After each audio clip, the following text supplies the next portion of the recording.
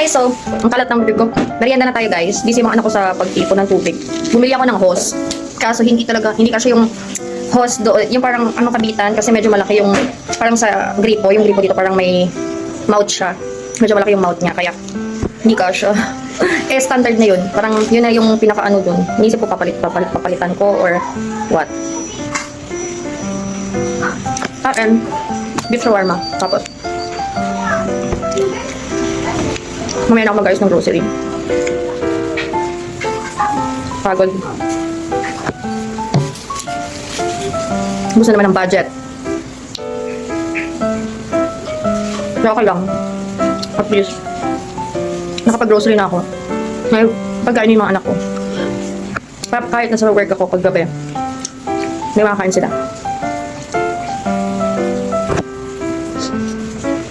Ayun. Nakamakain sila ng chicharon. Yung binili ko, na 3 for 140. Favorite ko kasi yun. So, dati ako kinakain nila habang swimming. Nag-ipon pa sila ng water. Pero sobrang ka-excited na nila. Kahit konti lang yung tubig, nag-swimming sila yung dalawa. Yan. May mga favorite ko.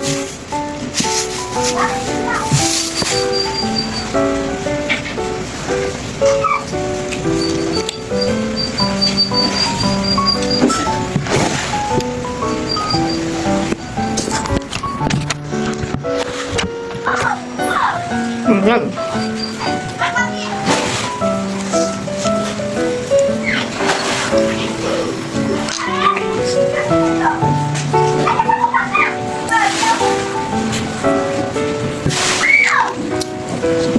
Ngayong mainit, talaga yung mga perfect na inumin. Mahilig kasi ako dito. Kaya, ito. Then this one, shawarma. Sarap.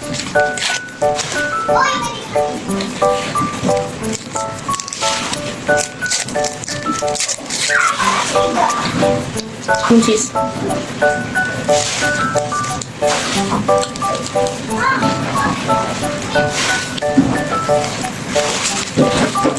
And then, yan. Hindi ko talaga kumain, oh.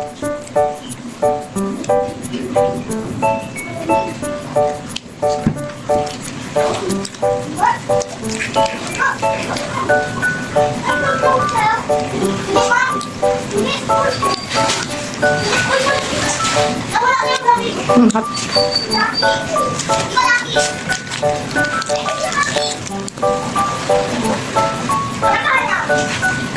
Kahit ito lang yung lunch ko, okay na sa akin.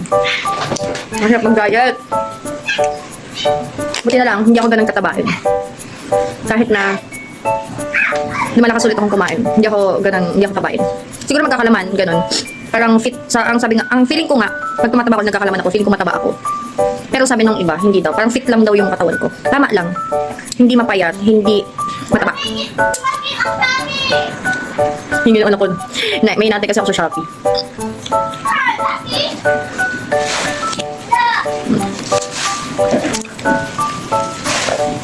Tigger. Yan.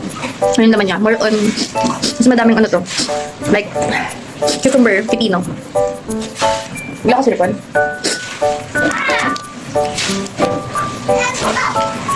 Top.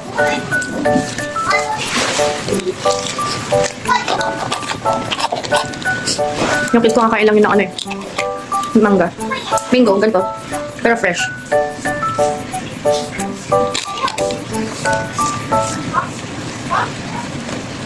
Kasi malakas na sila kumain.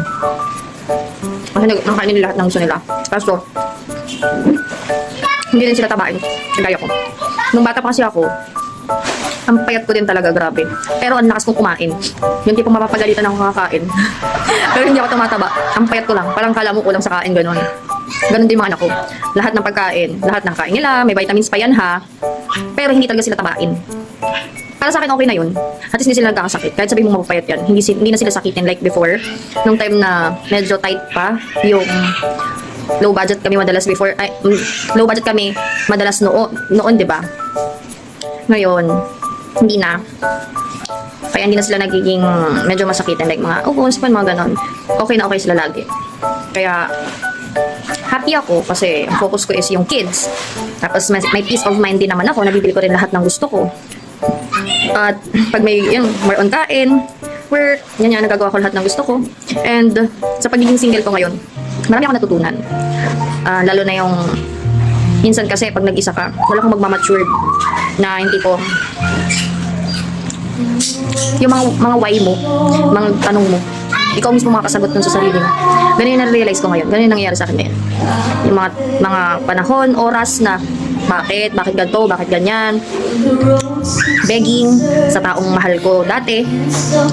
Ngayon, parang nasa point ako na if ever na magmahal ako ulit, parang it's not worth it na mag-beg ka sa isang tao. Na yung tipong, kasi kung mahal ka ng tao, nung taong yon, hindi mo kailangan magmakaawa. Kasi kusa niyang bibigay yung pagmamahal na yon na hindi mo kailangang hingin. Kaya gaya ng pagmamahal ko, hindi hiningi, kusa kong binigay. Kaya kahit nasaktan ako, I don't need to revenge. Ayoko na ng anything, drama, etc. Ang pinaka mabisa na sagot sa nangyari sa akin, sa pain na nangyari sa akin is to be silent. Yung ipagdasal mo na lang. Instead of yung, dati, sobrang, alam mo yung sinasabi ko, gagawin ko to, gagawin ko ganyan. Hindi pwede, mag-revenge ako, blah, blah, blah, blah, blah. Pero habang tumatagal yung panahon, and nandito na ako sa point na yon, hindi ko man maisip mag-revenge.